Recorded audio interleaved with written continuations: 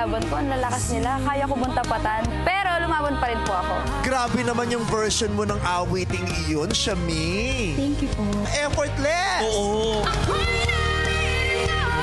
Nung nakita ko na yung mga reaction ng judges, ng audience, ang gusto ko na lang po, makanta ko ng maayos yung kanta ko para mabigyan ko ng magandang laban yung mga kalaban.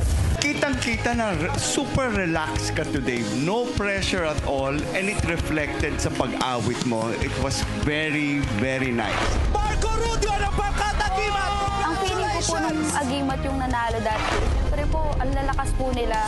Siguro ibibigay na lang namin talaga yung puso at best namin sa lahat ng mga kakantayin namin. Boses ko ay muling mangyayanig at ipaparinig ko ulit ito sa buong mundo.